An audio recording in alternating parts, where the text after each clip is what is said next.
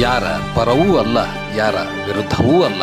ಸಾಯಂಕಾಲ ಎಕ್ಸ್‌ಪ್ರೆಸ್, ಇದು ಜನಪರ. ಅದರ ಜೊತೆಗೆ ನಮ್ಮ ಜೊತೆ ಮಾಜಿ ಅಂದ್ರೆ ಕಳೆದ ಬಾರಿ ಅಧ್ಯಕ್ಷ ಸ್ಥಾನವನ್ನು ಮಾಡಿರ್ತಕ್ಕಂತಹ ವಿದ್ಯಾರಾಣಿ ತುಂಗಳ ಅವರಿದ್ದಾರೆ. ಏನು ಇಷ್ಟು ವರ್ಷಗಳ ಕಾಲ ಏನು ಕಾಂಗ್ರೆಸ್ ಪಕ್ಷದಲ್ಲಿ ಜಿಲ್ಲಾ ಅಧ್ಯಕ್ಷ ಸ್ಥಾನವನ್ನ ಅಲಂಕರಿಸಿ ಕಾಂಗ್ರೆಸ್ ಸರ್ಕಾರ ಬರೋ ನಿಟ್ಟಿನಲ್ಲಿ ಹಗಲಿರುಳು ಶ್ರಮ ವಹಿಸಿರ್ತಕ್ಕಂತಹ ವಿದ್ಯಾರಾಣಿ ತುಂಗಳವರಿದ್ದಾರೆ. ಅವರು ಈಗ ಪದಗ್ರಹಣವನ್ನು ಮತ್ತು ಇವತ್ತು ತಮ್ಮ ಅಧಿಕಾರ ಸ್ಥಾನವನ್ನ ಹಸ್ತಾಂತರಗೊಳಿಸಿದ್ದಾರೆ. ಕೇಳೋಣ ಅವರಿಗೆ, ಇವತ್ತು ನಿಮಗೆ ಅಧಿಕಾರ ಸ್ಥಾನದಿಂದ ಮತ್ತೆ ಉನ್ನತ ಸ್ಥಾನಕ್ಕೆ ತೆಗೆದುಕೊಂಡು ಹೋಗಿದ್ದಾರೆ ಗೊತ್ತಿಲ್ಲ, ಆದ್ರೆ ಒಂದು ಬಹಳ ಮಹತ್ವದ ಜವಾಬ್ದಾರಿ ಇನ್ನೊಬ್ಬರನ್ನು ವಹಿಸಲಾಗಿದೆ. ನಿಮ್ಮ ಅಭಿಪ್ರಾಯ ಏನ್ ಮೇಡಮ್? ನನಗೆ ಕಾಂಗ್ರೆಸ್ ಪಕ್ಷ ಅಧ್ಯಕ್ಷ ಸ್ಥಾನವನ್ನು ಕೊಟ್ಟಿತ್ತು. ಇವತ್ತು ನನ್ನ 5 ವರ್ಷ ನನ್ನ ಅವಧಿ ಮುಗಿದಿರೋದ್ರಿಂದ ಇವತ್ತು ಅಧಿಕಾರ ಹಸ್ತಾಂತರವನ್ನು ಬಹಳ ಸಂತೋಷದಿಂದ ಮಾಡಿದ್ದೀನಿ. ಅದೇ ರೀತಿ ನನಗೆ ಉನ್ನತ ಸ್ಥಾನವನ್ನು ಪಕ್ಷ ನನಗೆ ಖಂಡಿತವಾಗ್ಲೂ ಕೊಟ್ಟೆ ಕೊಡುತ್ತಂತ ಭರವಸೆ ಕೂಡ ಇದೆ. ಮತ್ತು ನಾನು ಆಗ್ಲೇ ನಾನು ಮಾತಾಡುವಾಗ ಹೇಳ್ದಂಗೆ ನನ್ನ ಅಧ್ಯಕ್ಷದ ನನಗೆ ಬಹಳ ಕಷ್ಟದ ಪರಿಸ್ಥಿತಿ ಇತ್ತು. ನಾನು ಹೇಳಿದೆ, ನಾನು ಆಹಾರ ಶಾಲೆಯನ್ನು ಕೈಯಲ್ಲಿ ಹಿಡ್ಕೊಂಡ್ ಬಂದಿಲ್ಲ. ಕೋವಿಡ್ ಸಂದರ್ಭದಲ್ಲಿ ನಾನು ಅಧ್ಯಕ್ಷ ಆಗಿದ್ದು. ನನ್ನ ಕೈಯಲ್ಲಿ ಸ್ಯಾನಿಟೈಸರ್ ಬಾಟಲು ಮತ್ತು ಮಾಸ್ಕ್ ಅನ್ನು ನಾನು ಹಿಡ್ಕೊಂಡು ಅಧ್ಯಕ್ಷ ಆಗಿದ್ದೆ. ಅದಕ್ಕೆ ನಾನು ಅಂತ ಒಂದು ಪರಿಸ್ಥಿತಿಯಲ್ಲಿ ನನ್ನೆಲ್ಲ ಹೆಣ್ಮಕ್ಳ ಮಹಿಳಾ ಕಾಂಗ್ರೆಸ್ ಟೀಮ್ ಅನ್ನು ತಗೊಂಡು ನಾನು ಬಿಜಾಪುರ ಜಿಲ್ಲೆಯಲ್ಲಿ ಪಕ್ಷ ಕಟ್ಟುವುದಲ್ಲಿ, ಮಹಿಳಾ ಕಾಂಗ್ರೆಸ್ ಕಟ್ಟುವುದಲ್ಲಿ ಬಹಳ ಒಂದು ಯಶಸ್ವಿ ಕಾರ್ಯವನ್ನು ನಾನು ಮಾಡಿರೋ ತೃಪ್ತಿ ನನಗಿದೆ.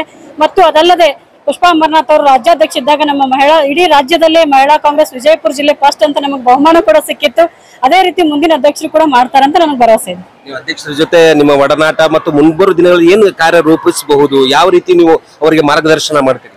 ಈಗ ನೂತನವಾಗಿ ಜಿಲ್ಲಾ ಅಧ್ಯಕ್ಷ ಆದವರು ನಾನು ಬ್ಲಾಕ್ ಅಧ್ಯಕ್ಷ ಇದ್ದಂತವ್ರು. ಯಾಕಂದ್ರೆ ನಾನು ಕರೆದು ಬ್ಲಾಕ್ ಅಧ್ಯಕ್ಷ, ಅವರು JDS ಇಂದ ಬಂದಂತವ್ರು, ಅವರನ್ನು ಕರೆದು ನಾನು ಬ್ಲಾಕ್ ಅಧ್ಯಕ್ಷ ಮಾಡಿದ್ದೆ. ಅವರು ನನ್ನ ಒಂದು ಮಾರ್ಗದರ್ಶನದಲ್ಲಿ ನಡೀತೇವೆ ಅಂತ ಹೇಳಿದ್ದಾರೆ. ಅದಕ್ಕೆ ನಾವು ಇಬ್ರು ಕೂಡ ಸಹೋದರರಿ ಅಂತ ಕೆಲಸ ಮಾಡ್ತೀವಿ. ಅವ್ರು ಹೇಳಿರ್ತಕ್ಕಂಥದ್ದು ಈಗಲೇ ಅವ್ರಿಗೆ ಸಂದರ್ಶನ ಮಾಡಿದೆ. ಅವ್ರು ಹೇಳಿರ್ತಕ್ಕಂಥದ್ದು ಮುಂಬರುವ ಚುನಾವಣೆ ನಮ್ಗೆ ಮಹತ್ವದ ಗುರಿಯಾಗಿದೆ. ಆ ನಿಟ್ಟಿನಲ್ಲಿ ಎಲ್ಲಾ ಕಾಂಗ್ರೆಸ್ ಮಹಿಳಾ ಏನು ಶಕ್ತಿ ಯೋಜನೆಗಳೇನಿದೆ ನಮಗೆ ಅದು ಪೂರಕವಾಗಿ ಒಂದು ಶಕ್ತಿಯನ್ನ ನೀಡುತ್ತದೆ ಅಂತಕ್ಕಂಥದ್ದು, ಅದು ನಿಮಗೆ ಈಗ ಅದು ಎಫೆಕ್ಟ್ ಅನಿಸ್ತಾ ಇದೆಯಾ ಸರ್? ನಮ್ದು ಅಧಿಕಾರ ಬದಲಾವಣೆ ಆಗಿರ್ಬೋದು, ಅದು ನಮ್ಮ ಶಕ್ತಿ ಬದಲಾವಣೆ ಆಗಿಲ್ಲ. ಇಲ್ಲ, ಖಂಡಿತವಾಗ್ಲೂ ನಮ್ಮ ಶಕ್ತಿ ಬದಲಾವಣೆ ಆಗಿಲ್ಲ. ಇವತ್ತಿಗೂ ಕೂಡ ನಾವು ವಿಜಯಪುರ ಜಿಲ್ಲೆಯಲ್ಲಿ ಎಲ್ಲಾ ಹೆಣ್ಮಕ್ಳು ಒಟ್ಟಾಗಿ ನಾವು ಕೆಲಸ ಮಾಡ್ತೀವಿ. ಮುಂಬರುವಂತ ಜಿಲ್ಲಾ ಪಂಚಾಯತಿ ಮತ್ತು ತಾಲೂಕ್ ಪಂಚಾಯತಿಯಲ್ಲಿ ನಮ್ಮ ಇಲ್ಲಿ ಸೇರಿದಂತ ಎಲ್ಲ ಹೆಣ್ಮಕ್ಳು ನಾವು ಒಗ್ಗಟ್ಟಾಗಿ ಕೆಲಸ ಮಾಡ್ತಿದ್ವಿ. ನಾನು ಹೇಳಿದಾಗ ಅಧಿಕಾರ ಬದಲಾವಣೆ ಆಗಿರ್ಬೋದು, ನಮ್ಮ ಶಕ್ತಿ ಬದಲಾವಣೆ ಆಗಿದೆ. ಈಗ ಮಹಿಳೆಯರಲ್ಲಿ ಈಗ ಬಿಜೆಪಿ ವಿರೋಧ ಪಕ್ಷದಲ್ಲಿದೆ, ಮಹಿಳೆಯರಿಗೆ ಸರಿಯಾದ ಒಂದು ಸ್ಥಾನಮಾನ ಸಿಗ್ತಾ ಇಲ್ಲ. 33% ಲಾಗೂ ಆಗಬೇಕಾಗಿತ್ತು, ಅದು ಆಗಿಲ್ಲ. ಎಲ್ಲೋ ಒಂದ್ ಕಡೆ ವಿದ್ಯಾರಾಣಿ ತುಂಗಳವರು ಕೂಡ ಈ 33% ಆಗಬೇಕಾಗಿತ್ತು, ಅದು ಆಗಿಲ್ಲ ಅನ್ನೋ ಬೇಜಾರಿದೆಯಾ ಅಂತ? ಖಂಡಿತವಾಗ್ಲೂ ಇದೆ ಸರ್. ಯಾಕಂದ್ರೆ ಮಹಿಳೆಯರಿಗೆ ನಾವು ಒಬ್ಬ ಮಹಿಳೆಯರಿಗೆ ನಾವು ಸಪೋರ್ಟ್ ಮಾಡ್ಲೇಬೇಕು, ಮಹಿಳಾ ಮೀಸಲಾತಿ ಬರ್ಲೇಬೇಕು ಅಂತ ನಾನು ಹೋರಾಟ ಕೂಡ ಮಾಡ್ಬೇಕಂತ ಒಂದು ಯೋಚನೆಯಲ್ಲಿದ್ದೀನಿ. ಯಾಕಂದ್ರೆ ಇವತ್ತು ಪುರುಷರಿಗೆ ಸಮಾನವಾಗಿ ನಾವು ಕೆಲಸ ಮಾಡ್ತೀವಿ, ಅವ್ರಿಗೆ ಹೆಚ್ಚಂದ್ರೂ ಕಡಿಮೆ ಆಗ್ಲಿಕ್ಕಿಲ್ಲ. ಯಾರ ವಿರುದ್ಧ ಮಾಡ್ತೀರಿ?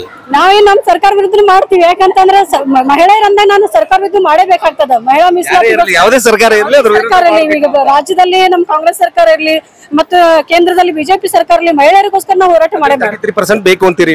33% ಖಂಡಿತವಾಗ್ಲೂ ಬೇಕೇ ಬೇಕು. ಮುಂಬರುವ ದಿನಗಳಲ್ಲಿ ಅದ್ರ ಬಗ್ಗೆ ರೂಪುರೇಷ ಹಾಕೊಂಡಿದ್ರೆ ಹೇಗೆ? ರೂಪುರೇಷ ಅಂದ್ರೆ ಸರ್, ನಮ್ಮ ಮಹಿಳಾ ಕಾಂಗ್ರೆಸ್ ಅಲ್ಲಿ ಇವತ್ತು ನಮ್ಮ ಬ್ಲಾಕ್ ಅಧ್ಯಕ್ಷ ಇದ್ದಕ್ಕೆ ಹೆಂಗ್ ಜಿಲ್ಲಾ ಅಧ್ಯಕ್ಷ ಆಗಿದಾವಲ್ಲ, ಅದೇ ತರ ನಮ್ಮ ಬ್ಲಾಕ್ ಅಧ್ಯಕ್ಷರು ಸಾಕಷ್ಟು ಜನ ವೇಬಲ್ ಕ್ಯಾಂಡಿಡೇಟ್ ಇದ್ದಾರೆ. ಜಿಲ್ಲಾ ಪಂಚಾಯತಿ ಸ್ಪರ್ಧಿಸುವಂತ, ತಾಲೂಕ್ ಪಂಚಾಯತಿ ಸ್ಪರ್ಧಿಸುವಂತ ಬಹಳಷ್ಟು ಜನ ನಾನೇ ರೆಡಿ ಮಾಡಿದ ಅಂತ ಹೇಳಿದ್ರೆ ತಪ್ಪಾಗ್ಲಿಕ್ಕಿಲ್ಲ. ಅಂತ ಒಂದು ಖುಷಿ ಆಗತ್ತೆ, ಹೆಮ್ಮೆ ಆಗತ್ತೆ. ಅಂತ ಒಂದು ನಮ್ಮ ಮಹಿಳಾ ಸಂಘಟನೆ ಇದೆ, ಅವ್ರಿಗೊಂದು ಮೀಸಲಾತಿ ಸಿಗ್ಲೇಬೇಕು.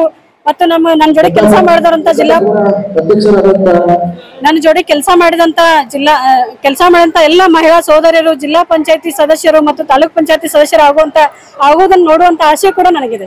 ಅಂದ್ರೆ ಈಗ ಮುಂಬರುವ ದಿನಗಳಲ್ಲಿ ಈಗ ವಿರೋಧ ಪಕ್ಷ ಹೇಳ್ತಾ ಇದೆ, ಬಿಜೆಪಿ ಮಹಿಳೆಯರ ಮೇಲೆ ಅತ್ಯಾಚಾರ ಆಗಿದೆ, ಮಹಿಳೆಯರಿಗೆ ಸರಿಯಾಗಿ ಇದು ಮಾಡ್ತಾ ಇಲ್ಲ, ಈ ಹಿಂದೂ ಮುಸ್ಲಿಂ ಗಲಾಟೆ, ಈ ಹಿಂದೂ ಮುಸ್ಲಿಂ ಮಹಿಳೆಯರನ್ನ ತುಷ್ಟೀಕರಣ ಈ ರೀತಿ ಮಾಡ್ತಾ ಇದೆ ಕಾಂಗ್ರೆಸ್ ಅಂತ, ಇದಕ್ಕೇನ್ ಹೇಳ್ತೀರಿ?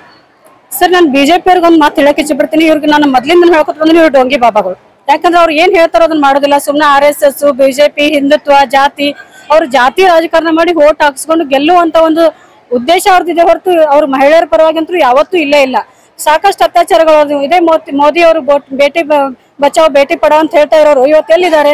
ಅವ್ರು ನೇರವಾಗಿ ಮಾಧ್ಯಮ ಕಡೆ ಯಾಕೆ ಬರೋದಿಲ್ಲ? ಇವತ್ತು ನಾವು ನೇರವಾಗಿ ಒಬ್ಬ ಮಾಜಿ ಜಿಲ್ಲಾಧ್ಯಕ್ಷ ಮಾಧ್ಯಮದ ಮುಖಾಂತರ ನಾನು ಮಾತಾಡ್ತೀನಿ. ಇವತ್ತು ಮೋದಿ ಅವ್ರು ಯಾಕೆ ಮಾತಾಡೋದಿಲ್ಲ? ಅವ್ರು ಯಾಕೆ ಉತ್ತರ ಕೊಡೋದಿಲ್ಲ? ಮಹಿಳೆಯರ ಪರವಾಗಿ ಅವ್ರು ಯಾಕೆ ನಿಂತ್ಕೊಳ್ಳಲ್ಲ? ಇವತ್ತು ದೇಶದ ಸಮಸ್ಯೆ ಸಾಕಷ್ಟು ಇದೆ, ಅದ್ರಿಗೆ ಯಾಕೆ ಉತ್ತರ ಕೊಡೋದಿಲ್ಲ ಅವರು? ಇದೆಲ್ಲ ಸುಳ್ಳು ಸರ್. ಇವತ್ತು ಕಾಂಗ್ರೆಸ್ ಪಕ್ಷ ಮಹಿಳೆಯರ ಪರವಾಗಿರೋದು ಅಂದ್ರೆ ಕಾಂಗ್ರೆಸ್ ಪಕ್ಷ ಅದಕ್ಕೆ ಒಳ್ಳೆ ಉದಾಹರಣೆ ಅಂದ್ರೆ ಇವತ್ತು ಬಿಜಾಪುರ ಜಿಲ್ಲೆ ನಡೆದಿರುವಂತ ದೊಡ್ಡ ಕಾರ್ಯಕ್ರಮ. ಒಟ್ಟಾರೆ ಈಗ ವಿಜಯಪುರ ಜಿಲ್ಲೆಯಲ್ಲಿ ವಿದ್ಯಾರಾಣಿ ತುಂಗಳು ಅಂತಂದ್ರೆ ಎಲ್ಲರಿಗೆ ಮನೆ ಮನೆ ಪರಿಚಿತರು ಮತ್ತು ಚಿರಪರಿಚಿತರು ಇದ್ದಾರೆ. ಒಂದು ಭರವಸೆ ಇತ್ತು, ಆ ಭರವಸೆಯನ್ನೇ ಮತ್ತೆ ಈಗ ರಮೇಶ್ ನದಾಫ್ ಅವ್ರಿಗೆ ಹಾಕಿರ್ತಕ್ಕಂಥದ್ದು. ಅದನ್ನ ಹೇಗೆ ತೆಗೆದುಕೊಂಡು ಹೋಗ್ತೀರಿ? ಅದು ಭರವಸೆನ ಹೇಗೆ ಮೂಡಿಸ್ತೀರಿ? ಮತ್ತೆ ಅದು ಹೆಚ್ಚು ಯಾವ ರೀತಿ ಕೆಲಸ ಮಾಡಬಹುದು? ಸರ್, ಇವತ್ತು ನಾ ಹೇಳಿದ್ನಲ್ಲ, ನಂದು ಅಧಿಕಾರ ಚೇಂಜ್ ಆಗಿರ್ಬೋದು, ಶಕ್ತಿ ಚೇಂಜ್ ಆಗಿಲ್ಲ ಅಂತ ಹೇಳಿ.